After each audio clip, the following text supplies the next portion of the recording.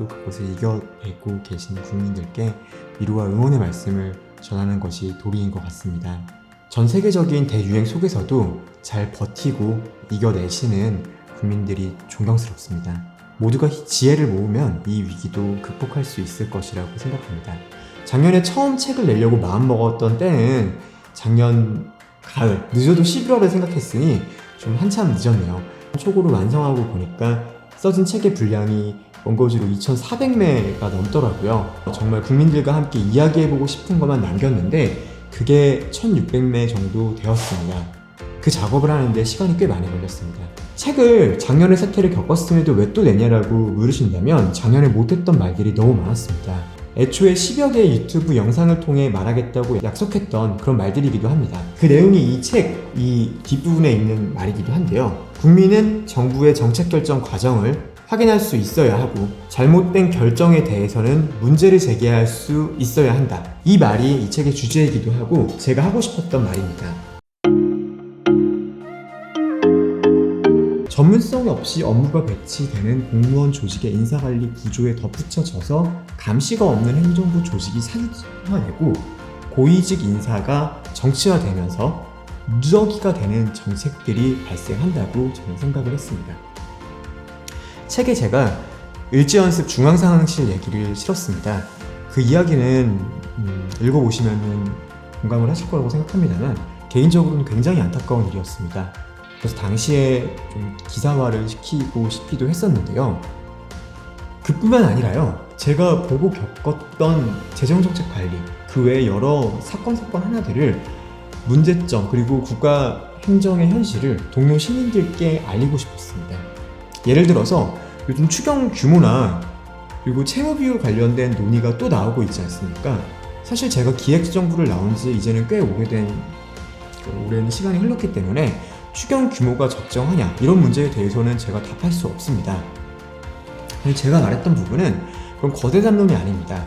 11조 원 추경이건 거기에 6.5조 원이 추가되는 것이건 그 문제에 대한 논의만 지금 일어나고 있습니다. 그런데 정말 중요한 것은 11조 원 추경 안에 어떤 사업들이 들어있는 것이거든요. 거꾸로 6.5조 원이 추가되었을 때 그 속에 어떤 사업이 들어가 있는 것이기도 하고요.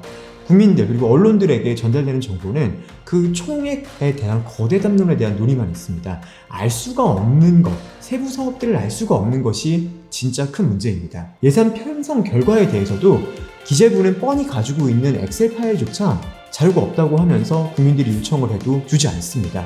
이게 행정부 그리고 아직까지 벌어지고 있는 한국 사회의 현실입니다. 제가 정말 중요하다고 생각했던 부분은 국민들은 정부의 정책 결정 과정을 알 수 있어야 하고 잘못된 결정에는 문제를 제기할 수 있어야 하는 것이었습니다. 추경 결정 과정을 알 수 있어야 합니다. 그래서 그 결정 과정 그리고 세부적인 내용이 잘못된 것 같다면 거기에 문제를 제기해야 한다고 생각했습니다. 그래야지 시민의 삶이 실질적으로 나아질 수 있다고 생각을 합니다. 그게 진정한 민주적 행정부라 믿고 우리 사회는 그렇게 바뀌어 나가야 한다고 생각합니다. 채무관리에 있어서도 관리 조직조차 분산되어 있습니다. 그래서 제대로 구성되어 있지 못한 것이 작금의 행정부의 현실입니다. 그 문제점을 저는 알리고 싶었습니다. 사실 작년에 제가 적자국채에 대한 이야기를 하고 국가 채무 비율에 대한 이야기를 했던 것은 그 후에 우리나라에 있는 이 시스템, 채무관리 조직에서는 그 문제를 인지조차 못하고 있었다는 말을 하고 싶었어요. 그래서 그 문제를 개선해야 되겠다는 말을 하고 싶었고요.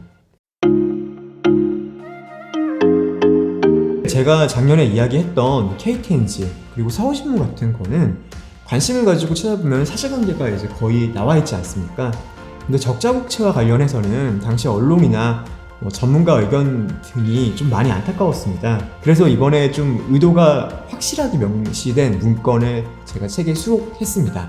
국가 채무 비율 39.4% 달성을 위해 라는 문구가 명확하게 적시된 문건을 제가 책에 실었었거든요. 서울신문 사정권 당연에는 명확하게 언급하지 않았던 부분인데 이번에 명확하게 당시 정황을 수록을 했어요. 더 중요한 거는 제가 말하려고 했던 단순하게 청와대가 서울신문 사장을 결정하려고 했다라는 것보다도 공정성과 전문성을 언론이 잃어가고 있다는 문제를 말하고 싶었습니다. 그게 더 큰 문제라고 생각을 했고요. 저는 언론 기자를 돈으로 사는 관행이 지난 정권이나 이번 정권이나 이어지고 있다는 것을 부각시키고 싶었습니다. 사실 그 돈이라는 게 다 국민의 세금이거든요. 국민의 세금으로 언론 기사를 산다라는 것은 정치 권력으로 언론 권력을 산다라는 그런 문제를 저는 생각했습니다. 그게 국민들이 납득하고 있는 구조는 아니지 않습니까?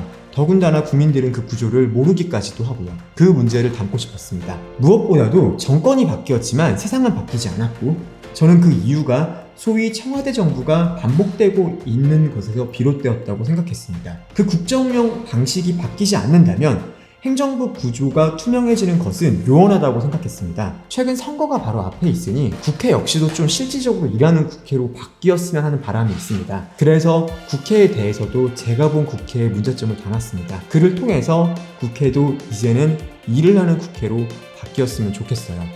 그렇지만 이번 선거로 하나 바라는 것이 있다면 국회가 조금 더 긍정적으로 바뀌어서 일하는 국회로 바뀌고 좋은 국회로 바뀌어서 그로 인해서 사회가 나아졌으면 하는 바람이 있습니다. 감사합니다. 대통령제 민주정부의 한 태행적 형태를 가리킨다. 대통령이 자신은 훈련된 사람들이 대부분이에요. 그런데 청와대 정부는 이런 책임적 수석은 잘 모르는 경우가 많거든요. 그런데 의사결정 권한은 경제